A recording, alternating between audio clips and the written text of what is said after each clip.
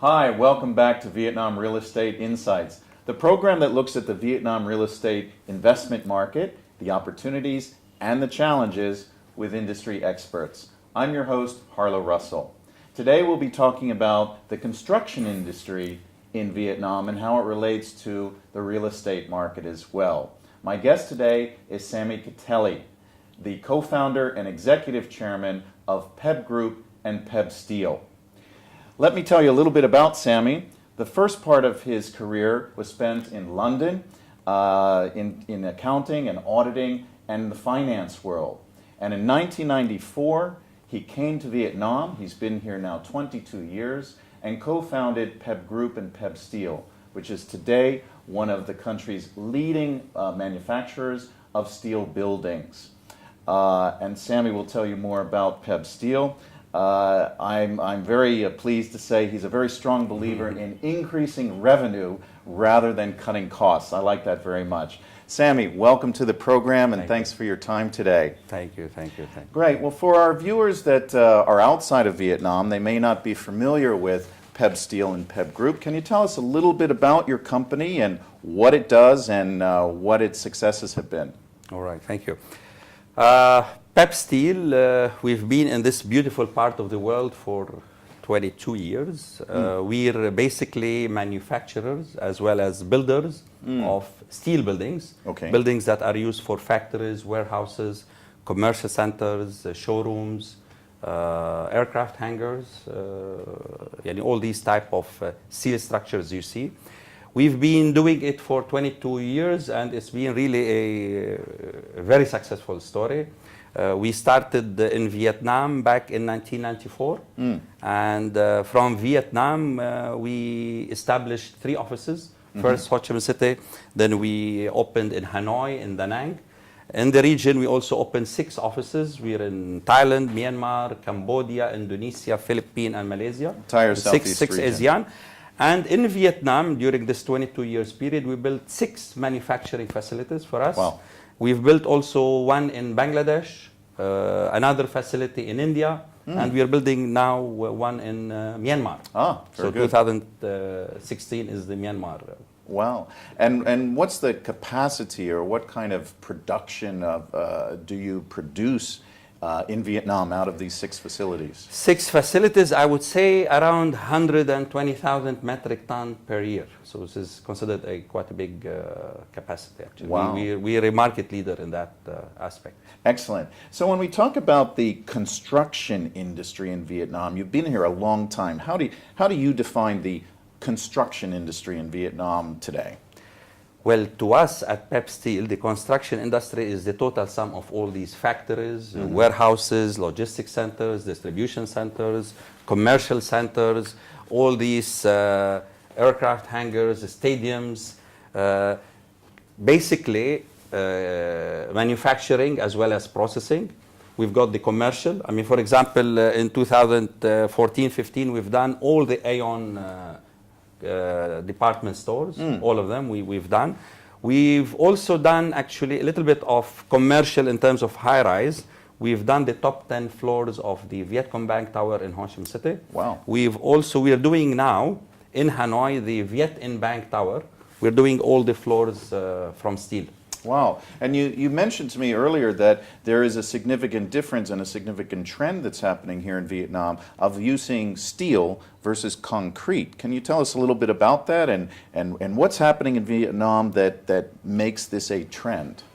I think there is definitely a trend. I mean, nowadays people are considering steel for many applications, even parking space. They're making it from steel.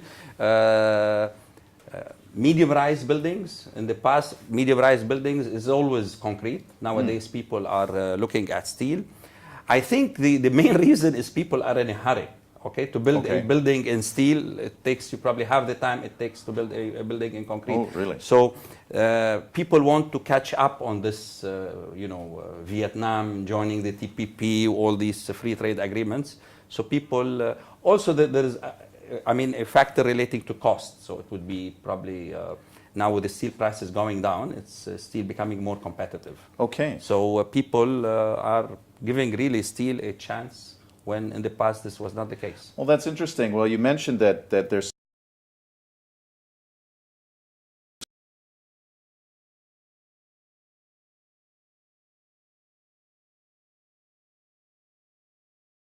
construction. Wow, 2015 I think was a great year at PEB Steel. Double-digit growth, anything from 18 to 20%. Wow. Let's look at the macroeconomics. I mean, this is a country where we had GDP growth of 6.68%. Yes. This is a great number.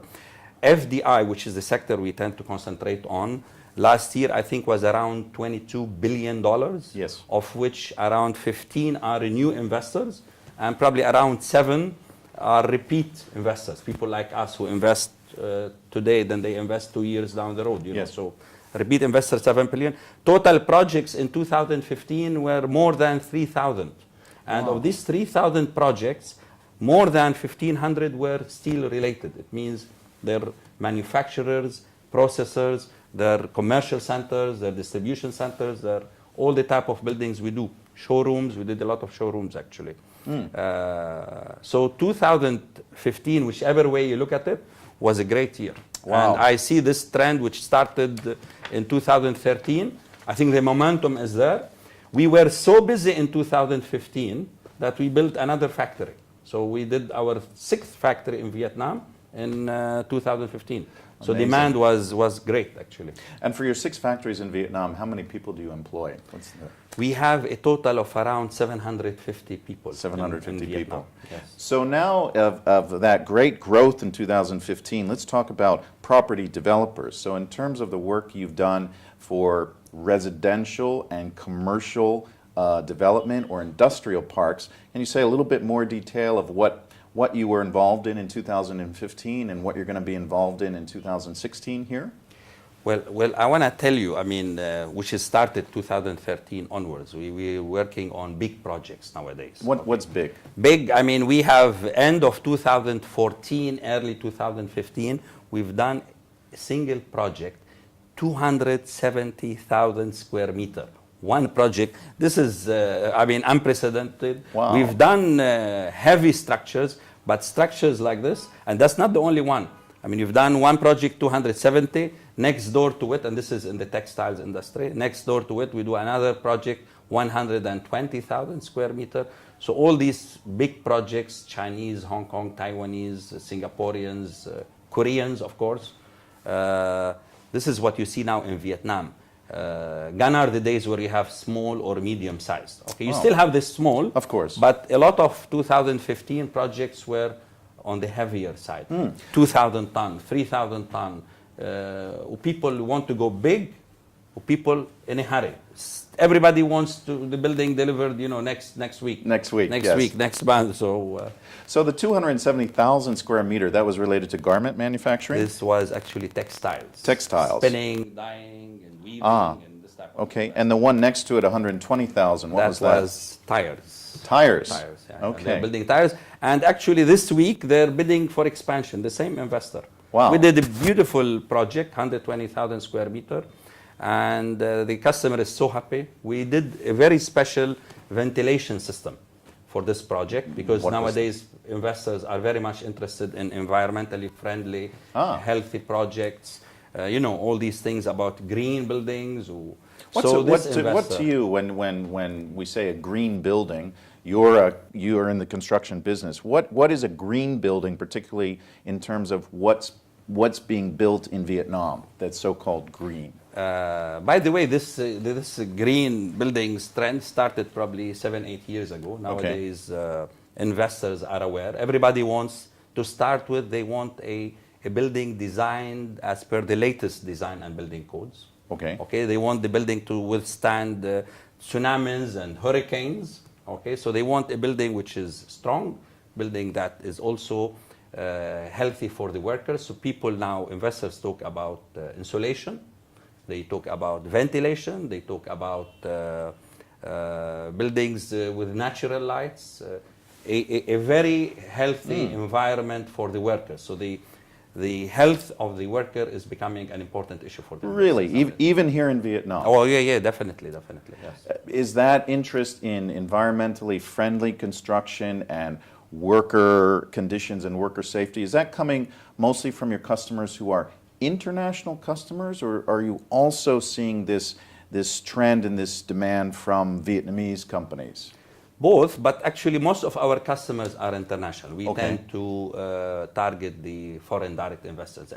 But even the Vietnamese ones, definitely, they're now very aware of the environmental issues. They want green buildings. They want to apply for LEED certification. Actually, our company, I mean, I'm not doing marketing, but the truth is, by using our buildings, people get 9 points towards a LEED certification. 9 points. So I don't know the point system, but is that a lot? Is that a little? How does that work? It's not bad. It's not a lot, but automatically you get 9 points from your design. Oh, yeah, the materials. Design, the materials, the localization.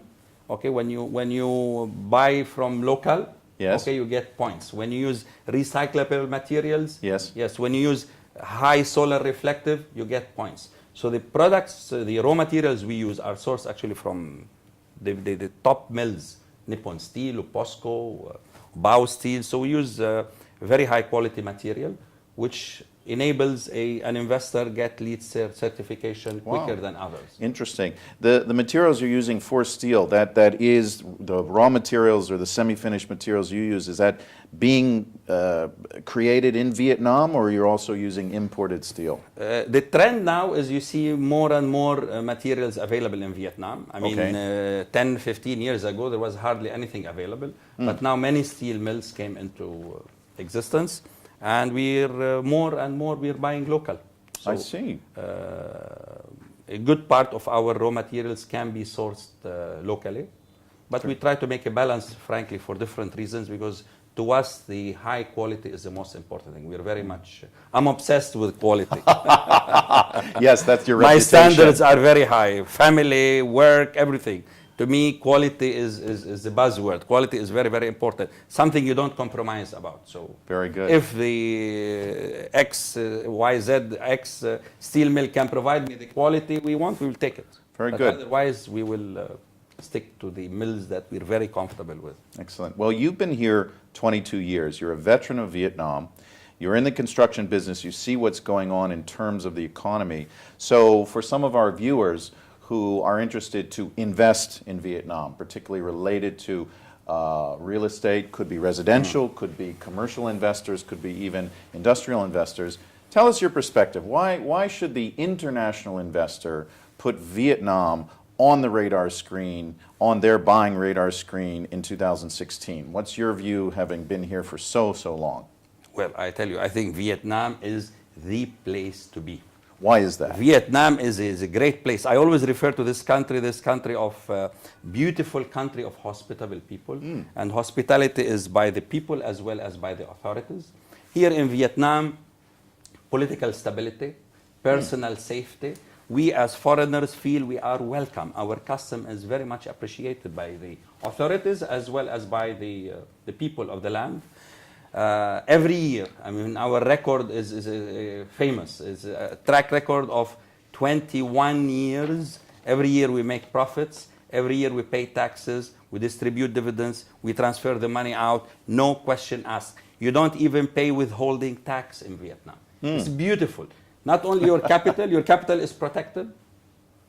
Every year you make profit. We transfer it. So from your standpoint as a businessman and as a person who's been here a long time, you feel Vietnam is an easy place and a relatively transparent place to do business and to create your business. We are in 7 countries in ASEAN. Yes. I named them, I think. Yes. We are in Vietnam, we are in Thailand, Myanmar, Cambodia, Indonesia, Philippines, Malaysia. You tell me where you like to be. I tell you, in Vietnam. We've built 6 factories over the years, all of them in Vietnam. We looked at other countries, and other countries have definitely, I mean, every country has its own positive things. But Vietnam, I think, stands out in the crowd.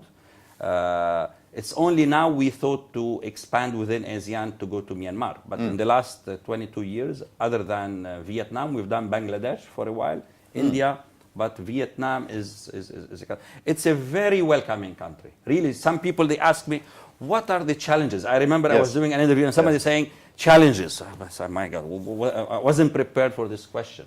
Maybe we're lucky, but part of it is, I think, our love of this country. And this is, I tell everybody, if you're going to come here and you keep complaining, I don't like this and don't like that, don't come. This is a country, you have to accept it as it is. It's a great country. It's a great opportunities. Where do you find a country? I mean, 2015, we had European Union Free Trade Agreement, Eurasian Free Trade Agreement, TPP is coming, yes. We have also the Korean Free Trade Agreement waiting to be ratified. All this in 1 year. Foreign direct investors, $22 billion of FDI comes. I mean, okay, this is this is a great place to see where other than Vietnam in the region you see these figures. You don't. Look around, you see this is a great place. And the authorities welcome you. I mean, recently the authorities are talking about incentives nowadays. The supporting industries in Vietnam, they didn't flourish as they should. Then the government now is addressing this problem and offering tax incentives. Very good. Well, let's talk a little bit about property developers again, and what do you see as some of the differences between local property developers and international property developers in terms of their buildings and their designs and their requirements? Developers, okay. In all fairness to the Vietnamese developers, what they're doing taking into consideration what are the available resources, financial and otherwise. I think they're doing a good job. So you look at an industrial park developed by a Vietnamese, okay, you'll see the water treatment plant, the waste treatment plant, you see the roads, little bit of green, and the factories. But it remains an industrial park. If you compare this to an industrial park developed by an international developers, I mean people like VSIP, Vietnam, Singapore, like Amata, like Daiwa House, like Ascendas, you know, the Korean, every nationality more or less they have, the major investors in Vietnam, they have their own industrial parks. And when they develop an industrial park, they think in terms of a city. Okay, so not just the factories and the warehouses and the roads. No, they're building educational facilities. They're building medical facilities, recreational facilities, the infrastructure, green parks, the infrastructure, the waste treatment. So it's a whole thing. So an investor coming to live in one of these international Daiwa House or Amata, or it's a city. So the whole family can go live there. The schools go to children. I mean, the kids go to children, schools. Medical services available in the evening. You can walk. You have cinemas. It's a city concept. So it's a fully integrated system. So and I think this is great. That's what you find in general from international developers. Let's pick that apart just a little bit before we wrap up. Which is, you know, do you see differences here in terms of Korean? The Korean developers, the Japanese developers, the maybe Thai developers, the Chinese developers, American developers, European developers. Any feelings in terms of the differences from the country of investment that's coming into Vietnam? I think this question is going to put me in trouble with many nationalities. No, I tell you, let's talk about a big project. So there's a big investment from Korea. Okay. Every big investment, you will see the smaller, what we call them, the SMEs, providing support services to these big projects. Okay? Like when Samsung builds, when LG builds, when Microsoft, Nokia, whatever, or Intel. So you see that the smaller ones, in the case of the Japanese, SMEs are usually Japanese. I mean, they supporting the Koreans. Interestingly, actually, when it comes to Chinese and Taiwanese, you will find the SMEs are Vietnamese. Really? Yeah. So really? I think they a bit more supportive, perhaps. It's okay. You didn't say anything. No, I didn't say anything. But really worth mentioning now that the investors are big names nowadays, and the size of the projects are big. Okay. I see. And it's dominated by Koreans, Japanese, Singaporeans, Taiwanese, Hong Kong as well. So these are the other Asian Malaysian developers. and Thai investors. But it seems the Thais are clever enough to be in a hurry. They go mergers and acquisitions rather than build their Oh, own. I see. Okay. They're in a hurry. They're targeting certain sectors, which is retail, distribution. Retail, I would say, more than distribution. Also, animal feed and fertilizers is an area where I see Thai a lot is really of Thai. specialized. But they're mainly they're acquiring rather than building. Yes, like with Metro, I believe. So, well, very good. Sami, you sound so optimistic and positive. Obviously, I guess your message for viewers looking at this is come check Vietnam out, and this is the place, right? By all means, this is the best place. Yeah, I'm not going to say only in this part of the world. I don't know. We were investing in other countries, so I might be in trouble. But this is a great place to be. As a foreign investor, we feel very welcome, very safe, and your investment keeps growing. Please come. We invite Americans, Europeans. Not a lot is coming from that part of the world. But hoping with the TPP coming, yes. okay, I think some people will Absolutely. start coming from that part of the world, especially from Europe, probably. That's the expectation. Well, that concludes our interview with Sami Kteily, the co-founder and executive chairman of PEB Steel and PEB Group. Sami, thank you so much for your time and expertise to share today. And thank you for viewing another chapter of Vietnam Real Estate Insights. Please check out the other interviews online of our industry experts talking about the Vietnam real estate market, trends, and opportunities. I'm your host, Harla Russell. Thank you. All the best.